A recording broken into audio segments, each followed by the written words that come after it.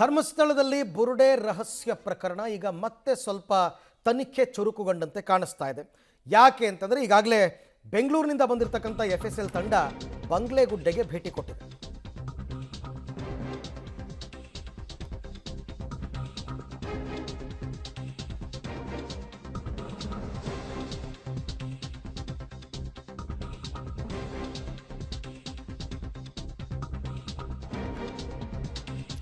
ಧರ್ಮಸ್ಥಳದಲ್ಲಿ ಬುರುಡೆ ರಹಸ್ಯ ಪ್ರಕರಣ ಮತ್ತೆ ಚುರುಕುಗೊಂಡಿದೆ. ಬುರುಡೆ ರಹಸ್ಯ ಕೇಸ್.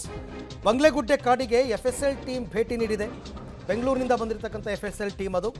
3 FSL ಅಧಿಕಾರಿಗಳ ತಂಡ ಬಂಗ್ಲೆಗುಡ್ಡೆಗೆ ಭೇಟಿ ಕೊಟ್ಟಿದೆ. SIT ಅಧಿಕಾರಿಗಳೊಂದಿಗೆ ಬಂಗ್ಲೆಗುಡ್ಡೆಗೆ ಅವರು ಬಂದಿರತಕ್ಕಂಥದ್ದು. ಬುರುಡೆ ಸಿಕ್ಕ ಜಾಗದಲ್ಲಿ FSL ತಂಡ ಪರಿಶೀಲನೆಯನ್ನು ಮತ್ತೆ ನಡೆಸ್ತಾ ಇದೆ. ಇಷ್ಟು ದಿನ ತಣ್ಣಗಾಗಿತ್ತು. ಪ್ರಕರಣದ ತನಿಖೆಯೆಲ್ಲ ಮುಕ್ತಾಯ ಆಯಿತು ಅಂತ ಅಂದ್ಕೊಂಡಿದ್ವಿ. ಆದರೆ ಈಗ FSL ಟೀಮ್ ಮತ್ತೆ ಆಗಮಿಸಿರ್ತಕ್ಕಂಥದ್ದು. ಈಗ ಹೊಸದಾಗಿ ಯಾವ ಮಾಹಿತಿಯನ್ನು ಕಲೆ ಹಾಕ್ತಾ ಇದ್ದಾರೆ ಅಂತಕ್ಕಂಥದ್ದು ನೋಡಬೇಕು. ಯಾಕೆ ಅಂತಂದರೆ ಇಷ್ಟು ದಿನ ಆ ತನಿಖೆಯ ರಿಪೋರ್ಟ್ಗಳು ರೆಡಿ ಆಗ್ತಾ ಇತ್ತೆ ಹೊರತು ಸ್ಪಾಟ್ಗೆ ಯಾರು ಕೂಡ ವಿಸಿಟ್ ಮಾಡಿರಲಿಲ್ಲ.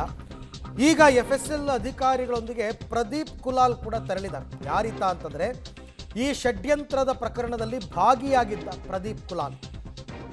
BNS ಸೆಕ್ಷನ್ 183 ಅಡಿ ಹೇಳಿಕೆಯನ್ನು ಈಗಾಗಲೇ ಪ್ರದೀಪ್ ಕುಲಾಲ್ ಕೊಟ್ಟಿದ್ದಾರೆ. ತಪ್ಪೊಪ್ಪಿಗೆ ಹೇಳಿಕೆ ಅದು. ಆ್ಯಕ್ಚುಲಿ ರಾತ್ರಿ ಹೊತ್ತು ಕಾಡಿನಲ್ಲಿ ಬುರುಡೆ ತೆಗೆಯುವ ವಿಡಿಯೋದಲ್ಲಿ ಇದ್ದ ಒಂದು ವಿಡಿಯೋ ವೈರಲ್ ಆಗಿತ್ತು, ನಿಮಗೆಲ್ಲ ನೆನಪಿರಬೇಕು. ಕಾಡಲ್ಲಿ ರಾತ್ರಿ ಹೊತ್ತು ಟಾರ್ಚ್ ಹಾಕ್ಕೊಂಡು ಬುರುಡೆ ತೆಗಿತಾ ಇದ್ರಲ್ಲ, ಆ ವಿಡಿಯೋ ನೋಡಿ, ಇಲ್ಲಿ ನೋಡ್ತಾ ಇದ್ದೀರಲ್ಲ, ಇದು ಲೆಫ್ಟ್ ವಿಂಡೋದಲ್ಲಿ ಇದರಲ್ಲಿ ಇರ್ತಕ್ಕಂಥ ವ್ಯಕ್ತಿ ಪ್ರದೀಪ್ ಕುಲಾಲ್. ಬಂಗ್ಲೆಗುಡ್ಡೆ ಕಾಡಲ್ಲಿ ಬುರುಡೆಯನ್ನು ಹೊರ ತೆಗೆಯುವಂತಹ ವಿಡಿಯೋ ಮಾಡಲಾಗಿತ್ತು. ಅದರಲ್ಲಿ ಆತ ಇದ್ದ. ಆ ಮಚ್ಚಲ್ಲಿ ನೋಡಿ, ಆ ತಲೆ ಬುರುಡೆಯನ್ನು ಆತ ಎತ್ಕೋತಾನೆ, ಇದೆಲ್ಲ ಇತ್ತಲ್ಲ ಈತ. ಈಗಾಗಲೇ ಆತ ತಪ್ಪೊಪ್ಪಿಗೆ ಹೇಳಿಕೆಯನ್ನು ಕೊಟ್ಟಿದ್ದಾನೆ. ಆದರೆ FSL ಟೀಮ್ನವರು ಆತನನ್ನೂ ಕರ್ಕೊಂಡು ಬಂದಿದ್ದಾರೆ. ಅಂದರೆ ಮೋಸ್ಟ್ಲಿ ಯಾವ ಸ್ಪಾಟು, ಎಲ್ಲೆಲ್ಲಿ ಈ ಥರ ಬುರುಡೆಗಳು ಸಿಕ್ತು, ಯಾವ ಜಾಗದಿಂದ ಬುರುಡೆಯನ್ನು ತೆಗೆದರು, ಇದೆಲ್ಲವನ್ನು ಕೂಡ ನೋಡುವಂತಹ ಸಲುವಾಗಿ FSL ಟೀಮ್ ಈಗ ಪ್ರದೀಪ್ ಕುಲಾಲ್ನನ್ನು ಕೂಡ ಕರ್ಕೊಂಡು ಬಂದಿದೆ. ಈ ಎಲ್ಲ ವಿಚಾರಕ್ಕೆ ಸಂಬಂಧಪಟ್ಟಂತೆ ಮತ್ತಷ್ಟು ಮಾಹಿತಿ ನನ್ನ ಕೊಲೀಗ್ ಸುಕ್ಪಾಲ್ ಅವರಿಂದ ಪಡ್ಕೊಳ್ಳೋಣ. ಸುಕ್ಪಾಲ್, ಇಷ್ಟು ದಿನ ಸ್ವಲ್ಪ ಸ್ಪಾಟ್ ವಿಸಿಟ್ ಕಡಿಮೆ ಆಗಿತ್ತು ಧರ್ಮಸ್ಥಳದಲ್ಲಿ. ಈಗ ಏಕಾಏಕಿ ಮತ್ತೆ FSL ಟೀಮ್ ಬಂದಿರತಕ್ಕಂಥ ವಿಶೇಷತೆ ಏನು, ಏನೆಲ್ಲ ಮಾಹಿತಿಯನ್ನು ಕಲೆ ಹಾಕ್ತಾ ಇದ್ದಾರೆ, ಹೇಗೆ ಅಂತ?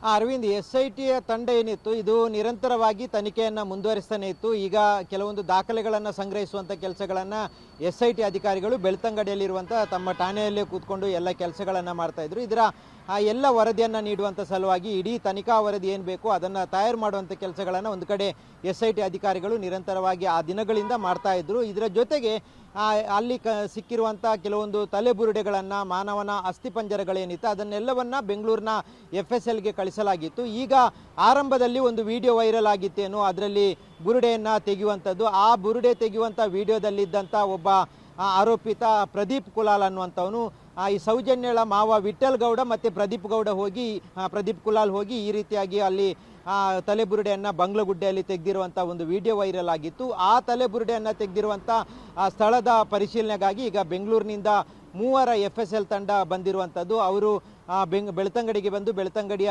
SIT ಅಧಿಕಾರಿಗಳ ಜೊತೆಗೆ ಪ್ರದೀಪ್ ಕುಲಾಲನ್ನು ಸ್ಥಳಕ್ಕೆ ಕರ್ಕೊಂಡೋಗಿ, ಅಂದರೆ ಬಂಗ್ಲೆಗುಡ್ಡೆಯಲ್ಲಿ ಎಲ್ಲಿಂದ ಆತ ತೆಗೆದಿದ್ದಾನೆ ಅನ್ನುವಂಥದ್ದನ್ನು ಗುರುತಿಸುವಂಥದ್ದು, ಜೊತೆಗೆ FSLಗೆ ಬೇಕಾದಂಥ ಕೆಲವೊಂದು ಮಾಹಿತಿಗಳನ್ನು ಸಂಗ್ರಹಿಸುವಂಥ ಹಿನ್ನೆಲೆಯಲ್ಲಿ ಇವತ್ತು ಬಂಗ್ಲೆಗುಡ್ಡೆಗೆ, ಧರ್ಮಸ್ಥಳದಲ್ಲಿರುವಂಥ ಬಂಗ್ಲೆಗುಡ್ಡೆಗೆ ಇವತ್ತು FSL ತಂಡ ಬಂದಿರುವಂಥದ್ದು. SIT ಅಧಿಕಾರಿಗಳು ಅದರ ಜೊತೆಗಿದ್ದರು. ಈ ಪ್ರಕರಣದಲ್ಲಿ ಆ ತಲೆಬುರುಡೆನೇ ಪ್ರಮುಖ ಪಾತ್ರವನ್ನು ವಹಿಸಿರುವಂಥದ್ದು. ಆರಂಭದಲ್ಲೇ ವಿಡಿಯೋ ವೈರಲ್ ಆಗಿತ್ತು. ಜೊತೆಗೆ ಆ ಒಂದು ತಲೆಬುರುಡೆಯನ್ನು ಹಿಡ್ಕೊಂಡೇ ದೆಹಲಿಯಿಂದ ಮಂಗಳೂರಿನವರೆಗೂ ಆತ ಆರೋಪಿತ ಚಿನ್ನಯ್ಯ ಏನಿದೆ ಆತ ಸುತ್ತಾಡಿರುವಂಥದ್ದು, ಆತನ ಜೊತೆಗೆ ಈ ಬುರುಡೆ ಗ್ಯಾಂಗ್ ಸುತ್ತಾಡಿರುವಂಥದ್ದು. ಹಾಗಾಗಿ ಈ ತಲೆಬುರುಡೆಯನ್ನು ಎಲ್ಲಿಂದ ತೆಗೆದಿರುವಂಥದ್ದು, ಆ ಕಾರಣಕ್ಕಾಗಿ ಈಗ ಈ ರೀತಿಯಾಗಿ ವಿಚಾರಣೆಯನ್ನು ಮಾಡಲಿಕ್ಕೆ FSLನ ತಂಡ ಬಂದಿರುವಂಥದ್ದು. ಅರವಿಂದ್, ಹಾಗಾದರೆ ಇಲ್ಲಿ ತನಕ ಸುಕ್ಪಾಲ್, ಈ ಪ್ರಕರಣದ ತನಿಖೆ ಯಾವ ಹಂತಕ್ಕೆ ಬಂದಿದೆ? ಈಗೇನೋ ಆಗೆಲ್ಲ ಹೇಳ್ತಾ ಇದ್ರು ಇನ್ನೊಂದು ವಾರದಲ್ಲಿ ರಿಪೋರ್ಟ್ ಕೊಟ್ಬಿಡ್ತಾರೆ, ಇನ್ನೊಂದು 15 ದಿವಸದಲ್ಲಿ ರಿಪೋರ್ಟ್ ಕೊಡ್ತಾರೆ ಅಂತ. ಬಟ್ ಆ ರೀತಿ ಆದಂಗೆ ಕಂಡು ಬರ್ತಾ ಇಲ್ಲ. ಯಾವ ಹಂತದಲ್ಲಿದೆ ಈಗ ಅಂತ? ಈಗ ಆರಂಭದ ದಿನಗಳಲ್ಲಿ ಈ ಪ್ರಕರಣದಲ್ಲಿ ನಡೆದಿರುವಂಥ ಷಡ್ಯಂತ್ರ ಏನು ಅನ್ನುವಂಥದ್ದನ್ನು ಅಧಿಕಾರಿಗಳು ಹೊರಗೆ ಹಾಕಿರುವಂಥದ್ದು. ಇದರಲ್ಲಿ ಬುರುಡೆ ಗ್ಯಾಂಗ್ನದ್ದೇ ನೇರವಾದಂಥ ಪಾತ್ರ ಇರುವಂಥದ್ದು. ಜೊತೆಗೆ ಅದರ ಆರೋಪಿತನಾಗಿರುವಂಥ ಚಿನ್ನ ಏನಿದ್ದಾನೆ ಆತನನ್ನು ಬಂಧಿಸಿ ಜೈಲಿಗೆ ಕಳಿಸುವಂಥ ಕೆಲಸಗಳನ್ನು SIT ಅಧಿಕಾರಿಗಳು ಮಾಡಿದ್ದಾರೆ. ಅದರ ಮುಂದುವರಿದ ಭಾಗವಾಗಿ ಇದಕ್ಕೆ ಒಂದು ಅಂತಿಮವಾದಂಥ ರಿಪೋರ್ಟನ್ನು ಕೊಡಬೇಕಾಗುತ್ತೆ. ಈ ಪ್ರಕರಣದಲ್ಲಿ ಆತ ಹೇಳಿರುವಂಥ ಆರಂಭದಲ್ಲಿ ಹೇಳಿರುವಂಥ 100 ಶವಗಳನ್ನು ಧರ್ಮಸ್ಥಳ ಗ್ರಾಮದಲ್ಲಿ ಹೂತಿಟ್ಟಿದ್ದೇನೆ ಅನ್ನುವಂಥದ್ದನ್ನು ಚಿನ್ನಯ್ಯ ಹೇಳಿರೋದ್ರಿಂದ ಅದನ್ನೆಲ್ಲ ಹುಡುಕುವಂಥ ಪ್ರಯತ್ನಗಳನ್ನು ಮಾಡಿದ್ದಾರೆ. ಹಾಗಾಗಿ ಆ ಉತ್ಖನನ ಮಾಡಿದಂಥ ಸಂದರ್ಭದಲ್ಲಿ ಏನೆಲ್ಲ ಆಗಿತ್ತು, ಆ ಸಂದರ್ಭದಲ್ಲಿ ಆಗಿರುವಂಥ ವರದಿಗಳೇನು, ಎಲ್ಲವನ್ನ ಈ ಒಂದು ವರದಿಯಲ್ಲಿ ಸಲ್ಲಿಸಬೇಕಾಗುತ್ತೆ. ಹಾಗಾಗಿ ಅದರ ತನಿಖೆಯನ್ನು SIT ಅಧಿಕಾರಿಗಳು ಮಾಡ್ತಾ ಇರುವಂಥದ್ದು.